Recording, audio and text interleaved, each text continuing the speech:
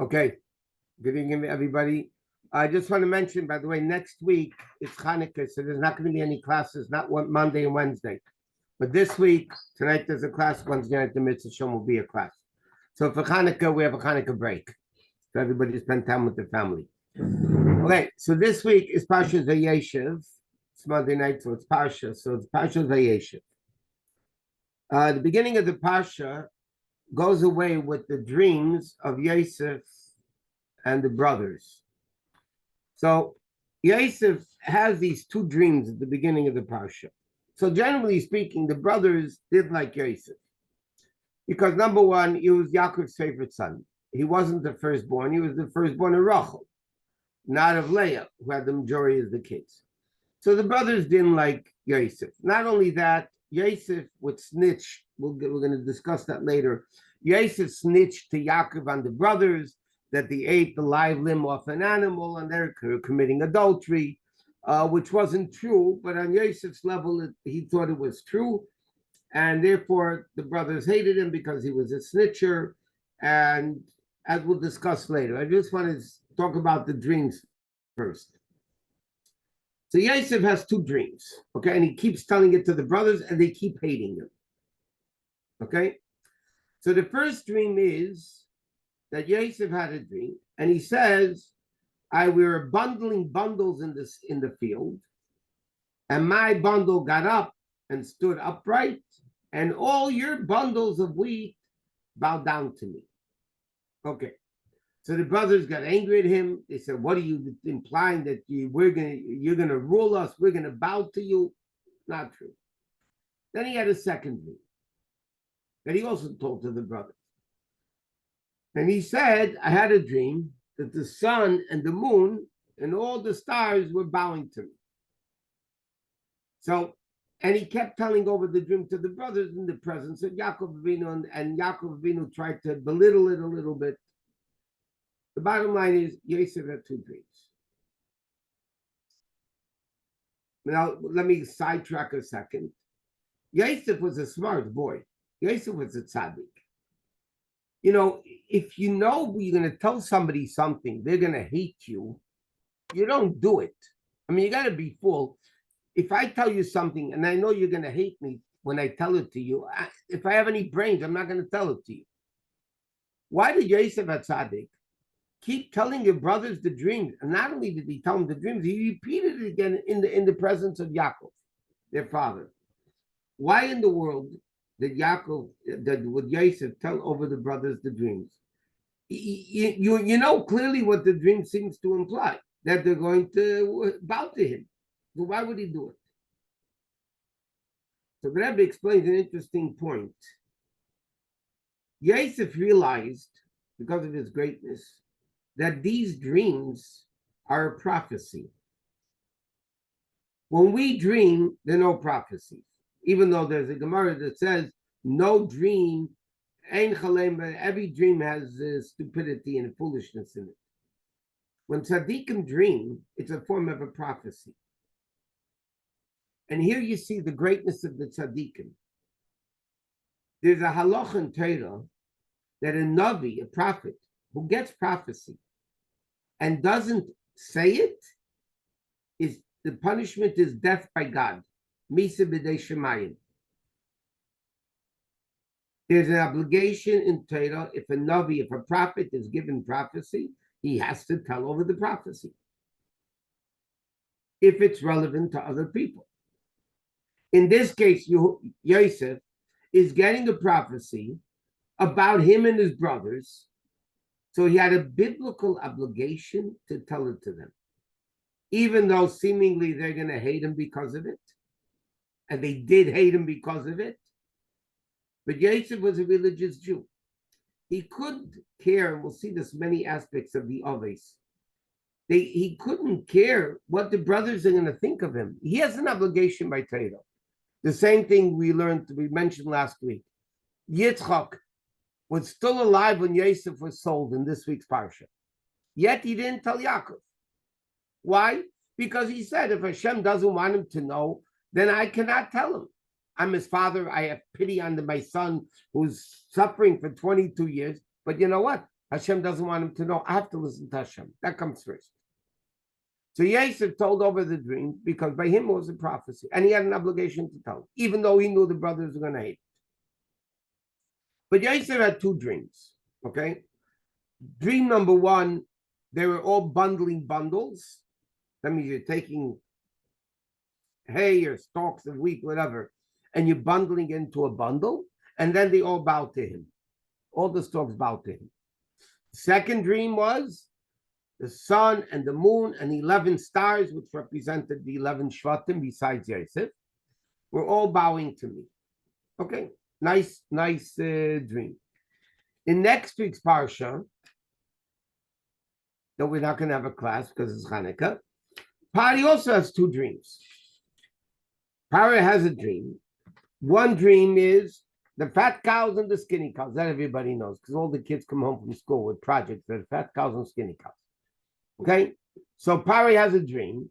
There's a bunch of fat cows coming up from the Nile. And then right afterwards come 7 skinny cows. The skinny cows eat up the fat cows and they still look skinny. And how wonderful. Then he had another dream. The same night, by the way. He had a second dream.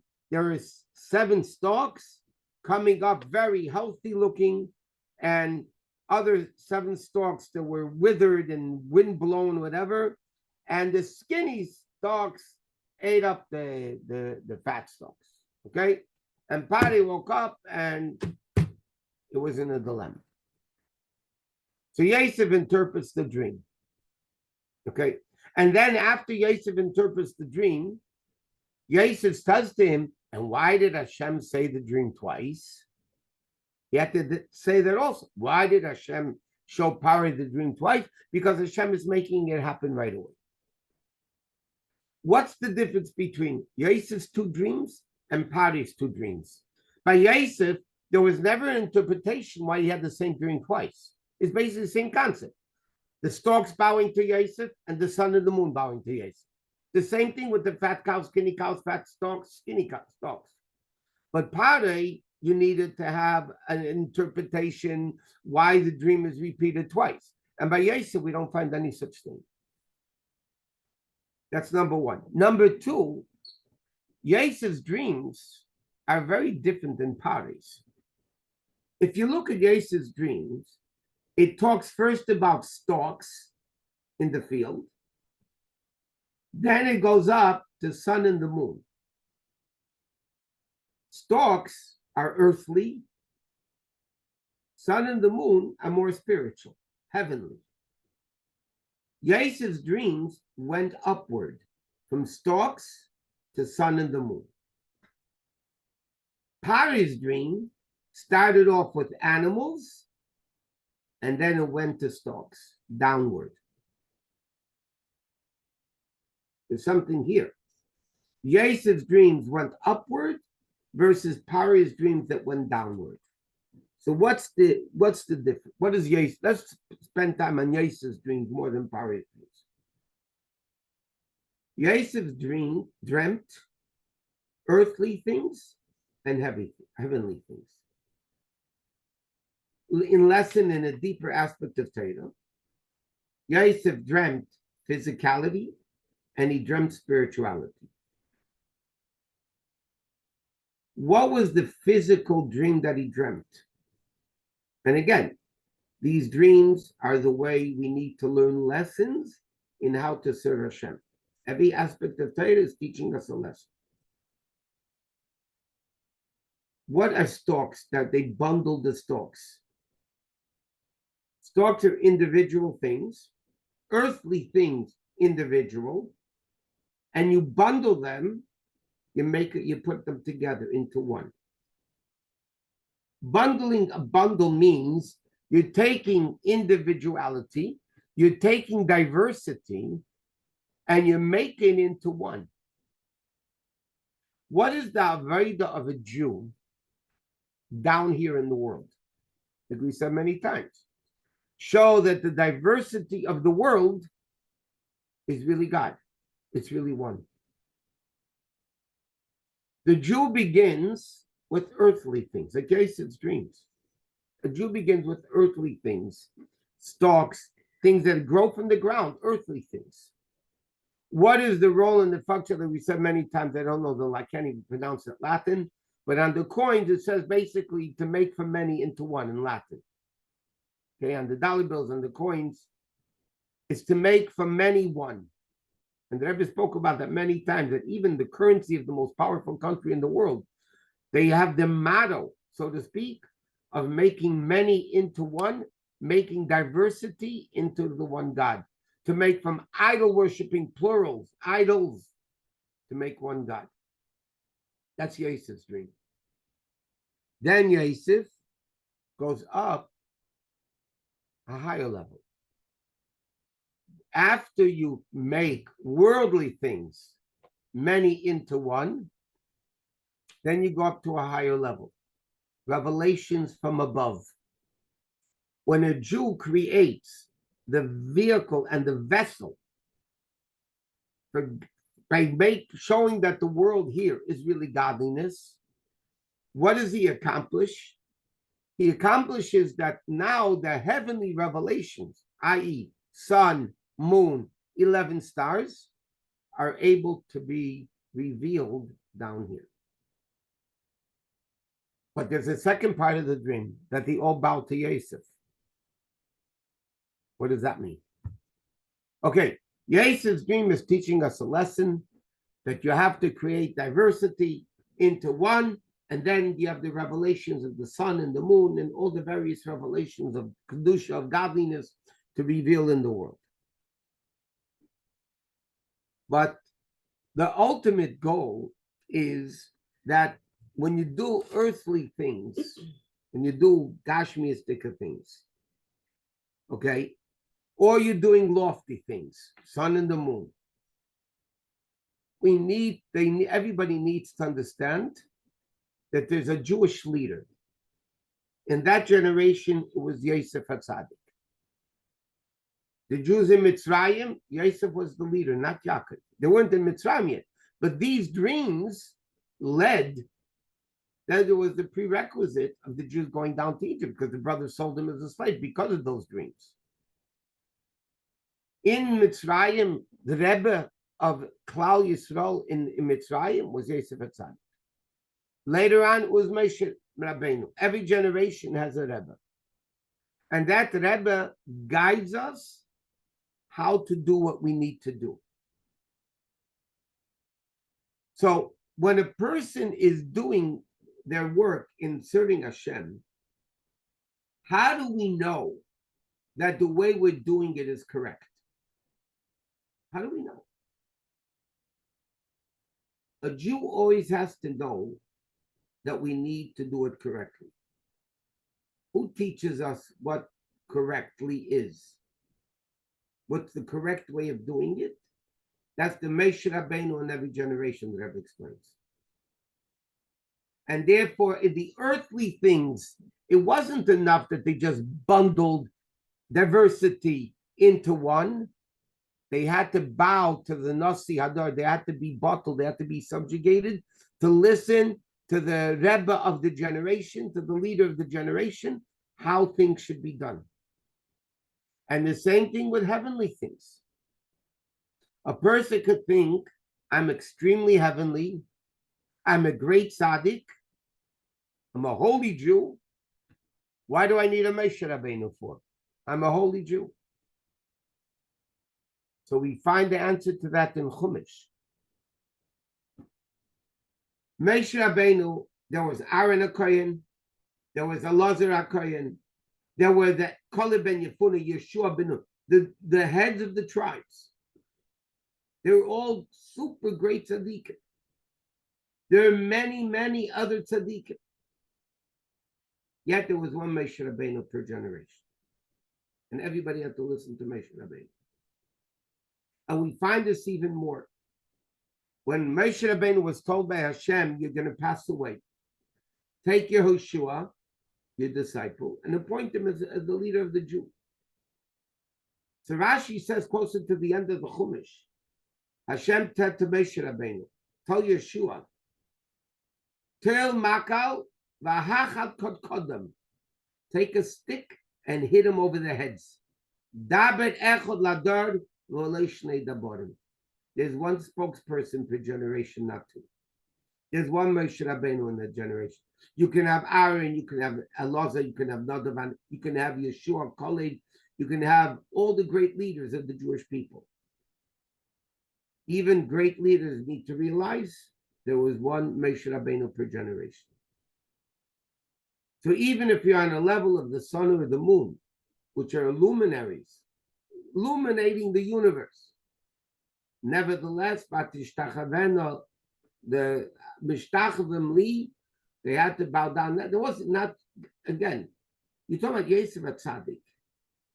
There's no ego here. There's no Yetzer Hara. Yosef Tzaddik. Yosef Tzaddik was the greatest and the holiest of all the brothers. He was the only one that was able to be a king in Egypt and not be affected by it. And later on, Yaakov didn't believe that can happen to Yosef. But Yosef could. So you're not talking about that Yosef had an ego trip. Yosef realized this is what Hashem wants. This is what the Nevuah is, that I must tell the brothers. They have to understand they're great brothers, but there's one Rebbe in the generation. You have to do the avodah of making the many into one. You have to bundle bundles. At the same time, you need to do it in a way that you're doing what the Nasi Hadar, what the Rebbe, the leader of the generation, is telling you how to do it. You might be a very great tzaddik. You still need to realize Mishtachrim Li, they're still bowing to Yosef Tzaddik, to the leader of the generation. Okay, another interesting thing. Why did we asked the question before? Pari's dream needed to be interpreted why he doubled the dream, and by Yosef not. So the Rebbe explains in the Sikha also. By Yosef was understood. By Pari, there was no reason, no explanation in the doubling of the dream. It was first about cows, then stalks, but there was no avodah there. By Yosef's dream, it was understood. First, he had a lower dream of stalks with the avodah of making from many into one. And then he had a higher thing that even no matter how great you are, you need to listen to the leader of the generation. That's clear why he had two dreams, because the avodah of the Jew begins with the physical realm, and then you go into the spiritual realm. Pari, who had the same dreams, and the lower level, first cows and then stalks, that need to be interpreted by Yosef, why it was done twice. Okay.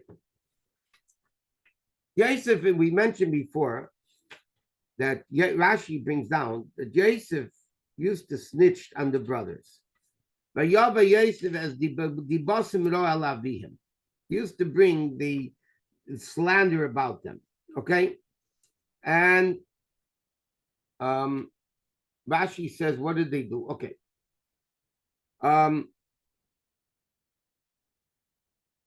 He used to tell them, Rashi says that later, but Rashi says like this. He used to snitch on the brothers that they were eating live limbs off an animal, which is one of the 7 Noahide laws. Another thing the brothers snitched was that they were committing adultery. That's where Rashi says, when the brothers, Yosef got punished the same way. Potiphar's wife started up with him. Okay, in this week's Parsha, she started up with him to be with me. That was adultery, and he almost gave in. And then the brothers took the coat, the Sid Izim, and they put it with blood that represented the snitching of Avim and Achai, live limb off the animal. So the commentaries explain the brothers were also tzaddikim. You think they committed adultery, or you think they committed eating live limbs off an animal, which was one of the 7 Noahide laws? The Mefarshim explained very interestingly. They had a halachic argument.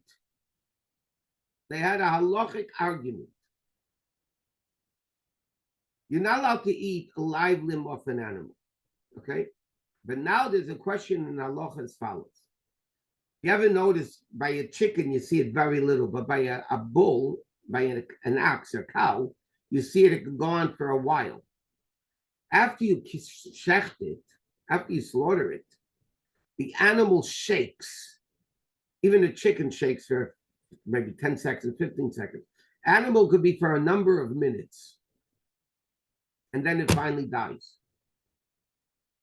The question is, from the time of the shechita until the animal is completely dead, can I eat that meat?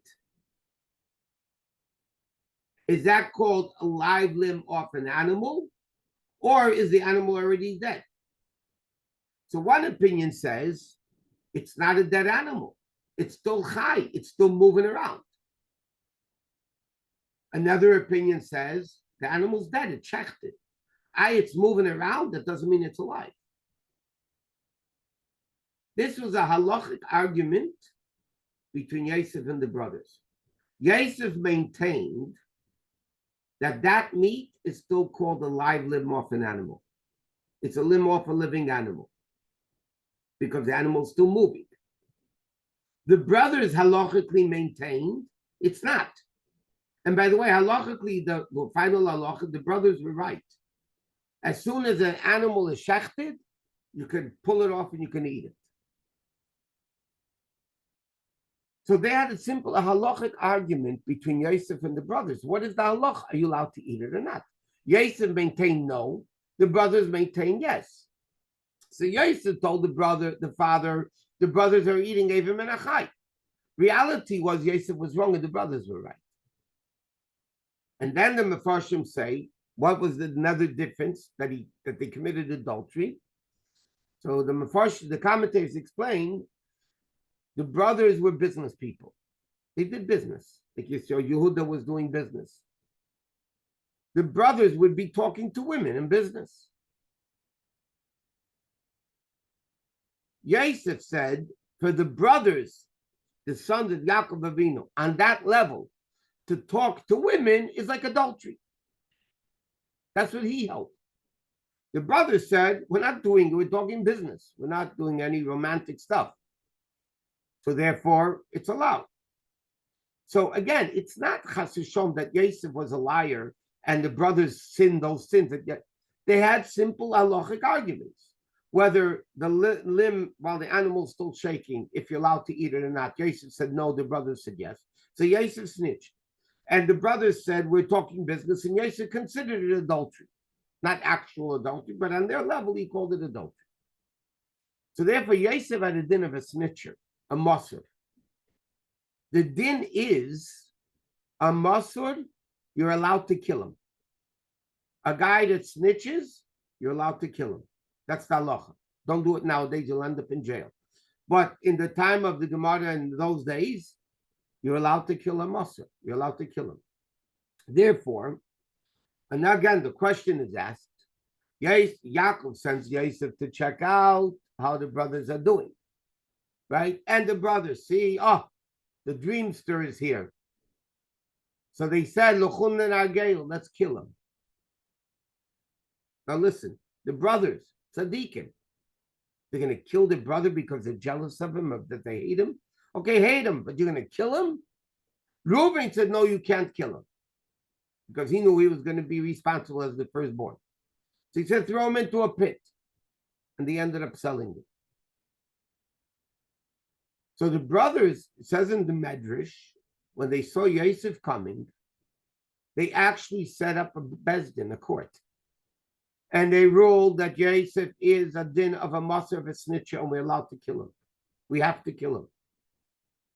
Reuven said, no, don't kill him. So it's not the way you learn the pasuk simply, okay, the brothers, they hated him, they're jealous because of his dream, so they're going to kill him. It doesn't work like that. They're not going to go kill him. Okay? So that's not going to happen. So therefore, the brothers wanted to kill him. Now, again, why did Yosef tell the brothers the dream? We said because he had a prophecy and there was nothing else he could do about it. So now, before the dream, it says like this. Yosef was sent by his father, and here again you see the greatness of Yosef. Yosef was a smart kid. He was 17, but he was Yosef Atzadik. Okay? He knew the brothers hated him. He knew it. Yet Yaakov Avinu called him in and said, I want you to go check on your brothers. See how they're doing. So Yosef said, okay, I'm going. I'm ready to go. Yosef could have made up an excuse that why don't you send one of your servants to go? You know, he could have said, I don't feel what. He was endangering his life. He had a good excuse, halachically, to make up a story that Yaakov should send somebody else to check up on the brothers. What happened? Yosef, the tzaddik, he said, no.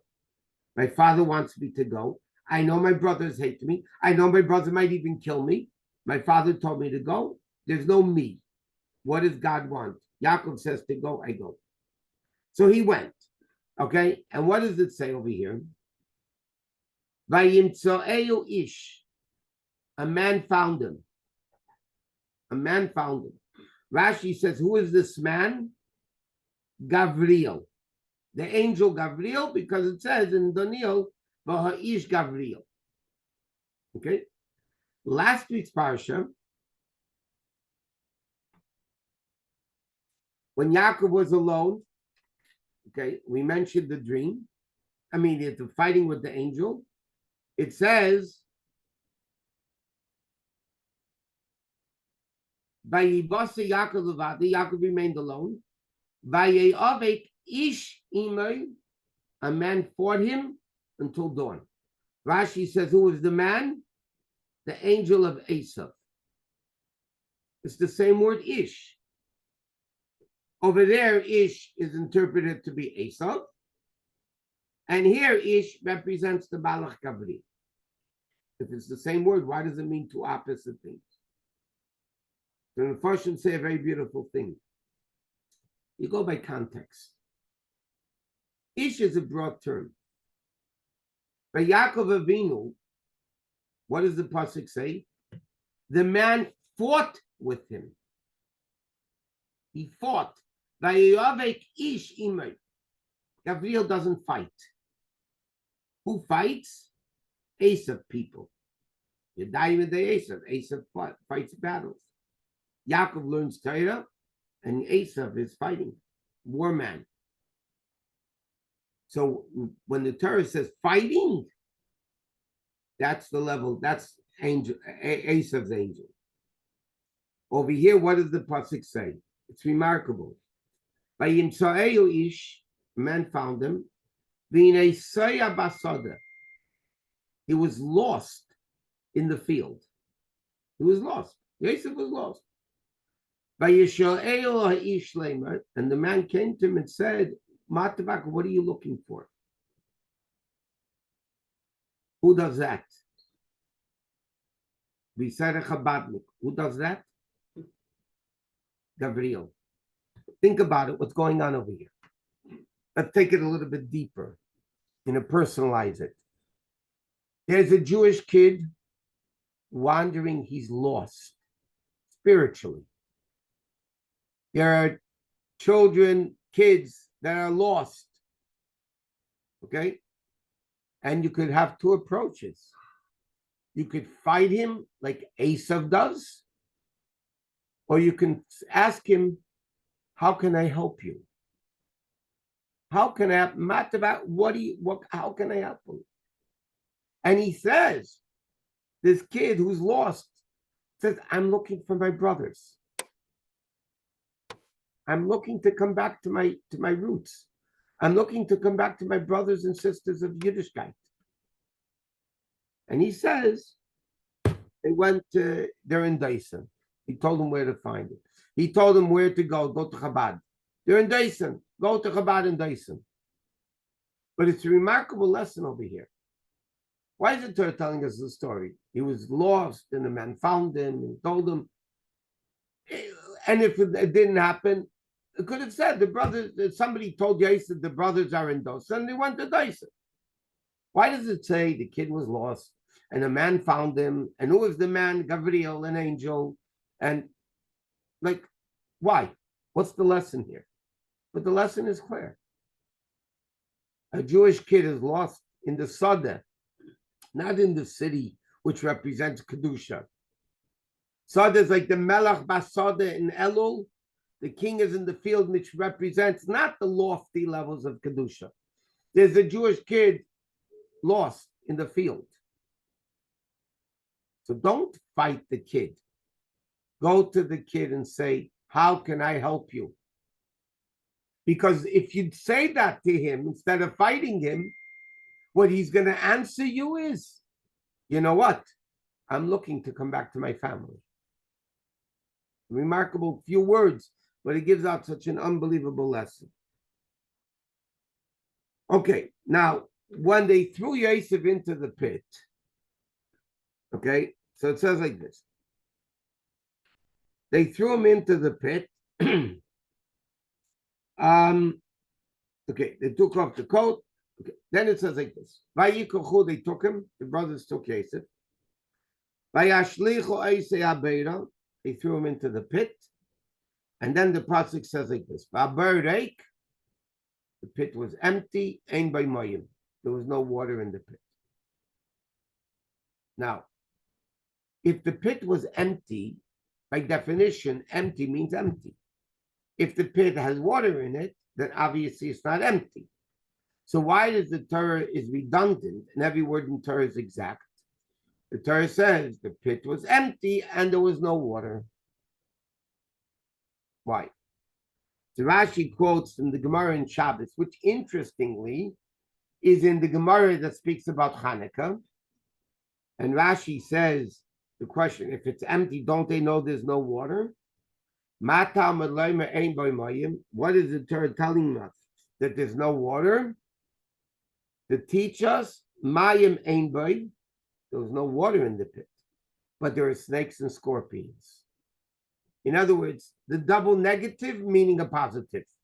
The pit was empty, nothing in it. There's a double negative. So the Gemara says, and Rashi quotes it, what is the pasuk teaching us? There was no water in the pit, but there are snakes and scorpions. What is the Torah teaching us? So the Rebbe explains commentaries. It's a universal thing that people talk about this. The bird represents the life of a person, the pit.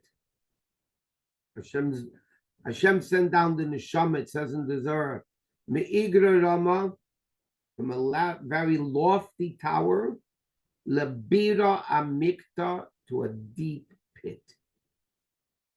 The neshama coming into the body is coming into a deep pit. The Zohar calls it a deep pit. Bira amikta, a very deep pit. Torah has many names to it. Torah is called mayim, water, right? The famous story. Water is Torah. Torah is called fire. The pasuk says in Zeisabrach, Miminoi, from God's right hand, Eish das lame, he gave us a fiery law. Torah is called fire. Torah is called lechem. Torah is called bread. Torah is called cholav. Torah is called milk. That's why we eat milk at St. Shavuos, because one of the names of Torah is cholav. So what is it? Is it water? Is it fire? Is it bread? Is it like what is it?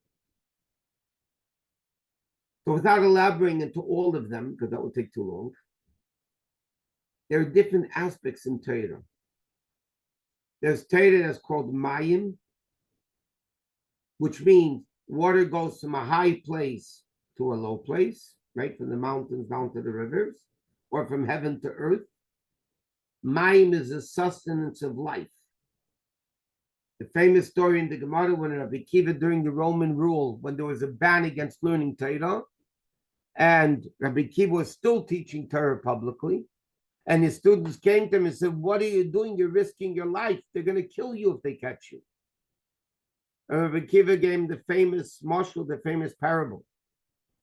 There was once a fox walking by the seashore, and he saw the fish running to and fro, back in the water, back and forth in the water. And the fox, the sly, cunning fox that he was, wanted to get a meal of fish. So he said to the fish, "Where are you running back and forth? Why are you running?" So the fish told him, "We're running from the fisherman's net. We don't want to be caught."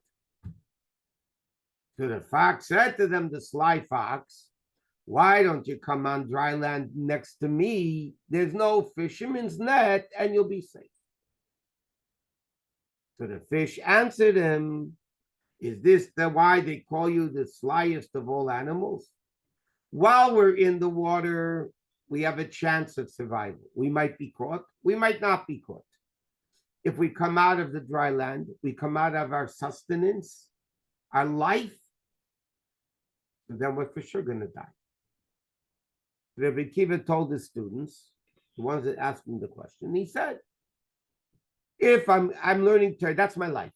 Torah is our life." And I mentioned Shabbos and Shul. Nobody ever says we need to take a vacation from breathing. You need a vacation from work. You need a vacation from the house. You need a vacation, whatever. Nobody ever said, "I'm breathing 24/7 for 20 years, 30 years, 40 years. I need a vacation. I need a break from breathing. I want to take 2 weeks off of no breathing." I mean, it's an idiot. Why? Breathing is your life. You can't take a vacation from life. So Rabbi Kiva said to the students, "Torah is my life. Mayim. When I'm in the water, I'm alive. Will I get caught by the Romans? Maybe yes, maybe no. If I stop learning Torah, for sure I'm going to end up dying." What is the Gemara Pasuk and the Gemara teaching us over here? If the pit of the person is empty of Torah, ein by mayim. The Pasuk says, if a Jew is empty, without Torah knowledge, without Torah learning, then the Pasuk continues, ein by mayim. If there's no Torah, there's no neutrality anymore. Nechashim v'akrabim yesh be the snakes and scorpions. If you don't live Torah, if you don't immerse yourself in the learning of Torah, observance of Torah, in this pit that Hashem put the neshama into, if the bird is reik, if the pit is empty, ein by mayim, there's no Torah, then there's no such thing as, okay, I'm neutrally nothing. What am I? Automatically becomes Nechashim v'akrabim yeshbei. There's automatically snakes and scorpions. What does snakes and scorpions mean? We learned in the past, the Gemara says, it's relevant even in halacha. A snake is not as dangerous as a scorpion. The bite of a scorpion is worse than the bite of a snake. Therefore, there's a halacha that doesn't apply today. But if you're davening the Shemona Esrei, the Amida, and a snake comes around you, you're not allowed to move away. If a scorpion comes, you're allowed to move away because it's more dangerous. What's the difference between Nachash and Akrov? So the Gemara says the venom of a snake is warm, the venom of a scorpion is cold. That's why the middle letters, if you want to remember how it is very simple. The middle letter of Akrov is spelled Ayin Kuf Reish Beis. So Kad is the middle letter. It's cold. The venom is cold. If somebody is empty from Torah, then you get snakes and scorpions. Not one of the two. Nechashim v'akrabim yeshba, you get both. What does that represent? Snake represents the original sin, right? The snake was the one that got Chava to eat from the tree. But Nachash means the venom is hot. What does that mean? When a person is cold of Torah, ain't by your mind, there's no Torah. Then what's going to happen to you is you're going to become enthusiastic about worldly things that are not necessarily correct according to Torah. They're dangerous. The snake is also dangerous. You're going to end up being enthusiastic about things that can kill you. And you can become completely cold. The venom of a scorpion is cold, represents the fact that you can create such a coldness to Yiddishkeit that you're dead. You know, we're coming from Yutas Kislev. There's a famous story with the Baal Shem Tov. Baal Shem Tov taught his students divine providence. You hear something, you see something. Hashem, why did you hear it to see it? Because Hashem is teaching you a lesson. The students of the Baal Shem Tov, we mentioned the story a while ago. The students of the Baal Shem Tov were going to the Rebbe, the Baal Shem Tov, for whatever, Yom Tov. And it was in the winter, the Russian winters, not the California winters, the Russian winters. They came by, they were walking by foot, and they came by a river. And the river was frozen solid. And they watched the way the Goyim from the neighboring town, they were celebrating their holiday. And the Chassidim noticed the way the non-Jews were cutting across out of the ice of the river to bring back. It was cold. It would stay frozen for a while. They cut across out of the ice and they brought it back to their town to hang up as a cross for their religious holiday. And the Chassidim and the Baal Shem Tov were trying to think, what do we learn from this? What do we learn from this? Until finally one of them said there's a very fundamental lesson here. Water is water. Water represents life, like we said before. But when is water that represents life of Torah and Yiddishkeit and godliness? When there's warmth, when it flows, when there's life to the water. The water is moving, there's movement, there's life. But if Yiddishkeit becomes so cold, if Yiddishkeit of us, our Yiddishkeit becomes so cold, it's so bad, you can even cut a cross out of it. The same water, which is our life and our vitality and our existence, if we make it cold, you can even cut a cross out of it. And they learned this remarkable lesson of what they saw based on the teachings of the Baal Shem Tov. What the Torah is saying over here is, Yosef represents the neshama. Yosef is thrown into the pit, into the body, the Yetzer Hara, the Nefesh Habamis, the animals, so all the low things going on in the world. You have to realize the Pasuk is teaching us here. Ein by Mayim. There's no water. Don't think that you could still be a good person, a good Jew. If there's no Torah in it, Nechashim v'akrabim yeshba, you're going to have snakes and scorpions. You're creating a dangerous scenario. You're creating a dangerous existence in your home and in your body, in yourself. And that's what the Pasuk says. And this is all connected to Hanukkah. Why is that in the Hanukkah story? The Rebbe explains, because what's the miracle of Hanukkah? There's ultimate darkness. There were the Misyavnim, the Hellenists, who were the Jews that started following the Greek way. There were a lot of Misnavim, the books say, in the time of Hanukkah. A lot of you would say the vast majority of the Jews, but a lot of the Jews were becoming Hellenists. Follow the ways of the Greeks. The snakes and the scorpions. And the Maccabees came and they proved the point. No, and they fought and they fought and they won. And then they rededicated the base of Mikdash. And then they found oil. And the oil lasted 8 days. Teaching us you can't be a Jew without Torah. Bereik, if the pit's empty, it's not redundant.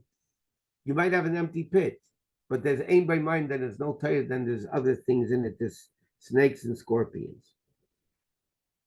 Okay, another interesting thing over here, like the brothers, Reuven, the oldest, said, "Don't kill him," right? Because I'm going to be responsible. So they threw him into a pit. Okay, and then they sold him. Then it says Reuven came back. Vayeishev Reuven alabar, and he saw Yosef wasn't in the pit. He said, "What happened?" So the brothers said they stole him, and they sold him. So Rashi says, "What?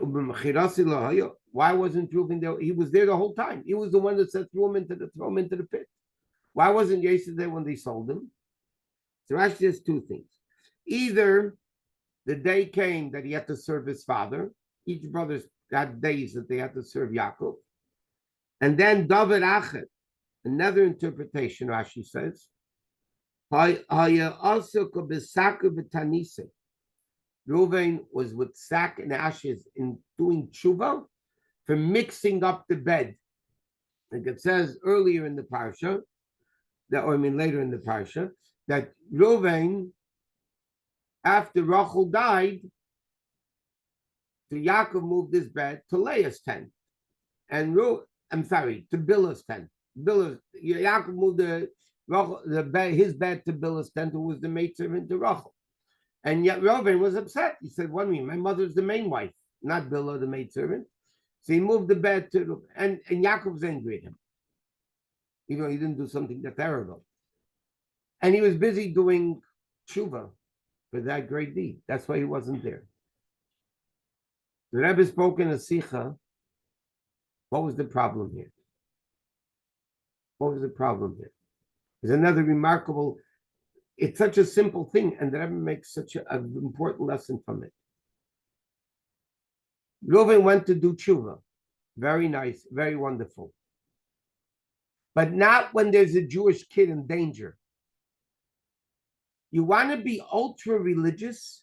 You want to be sak and tightness. You want to be fasting and ashes and reaching lofty levels of godliness by doing tshuva and repenting and regretting and whatever. The Rebbe said, not when there's a Jewish kid in a pit with his life in danger with snakes and scorpions. How in the world do you have the chutzpah?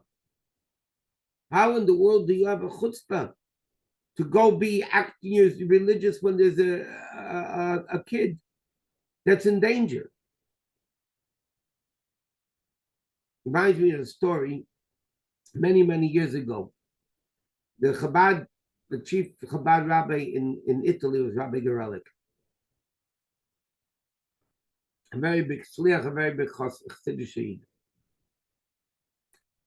And one time he gets a phone call from the Rebbe's personal secretary, Rabbi Chodakov. And it was like 3 o'clock in the morning, Italian time.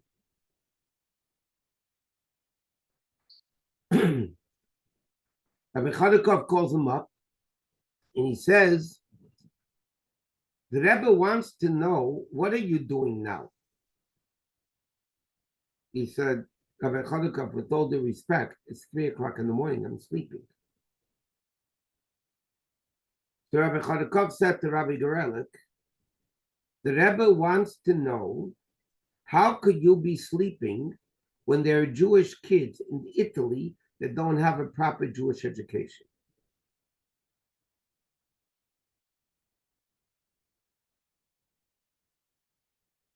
Yeah, you need to sleep. But how is it possible to sleep when there's a Jewish kid that you're responsible for? Reuven was responsible for Yosef. He was the oldest son. There's a Jewish kid in a pit with snakes and scorpions. Who knows what the brothers would do to him after he left? The brother wanted to kill him. The Rebbe explained, you see from here a very important lesson. When there's a fire burning, You don't say, oh, I can't save the life, I have to go learn. You're saving a life. If there's a spiritual fire burning, then you have to put out the light, the fire. You have to save lives. And you can't do whatever you want to do. Okay, then there's another interesting thing.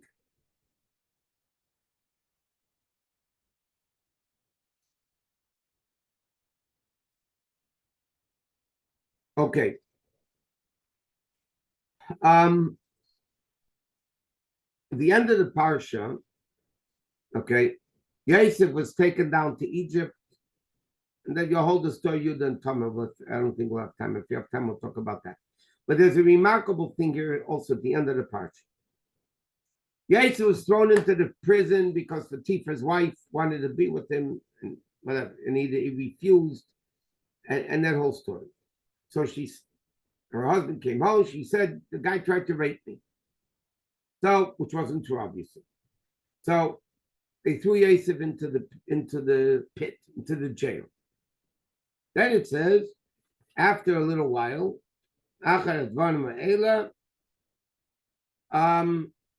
butler and the baker sinned. The butler's sin was there was a fly who flew into the wine when he served it to the king. The butler, there was a stone in the bread. They're thrown into the prison. Okay? So, so they had a dream. Each one had a dream. The butler and the baker's dream. Yosef comes in the morning and he says, Hinam Zayafim.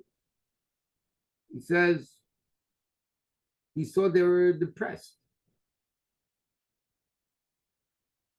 So Yosef came to them and said, why you look so bad today? Like, what happened?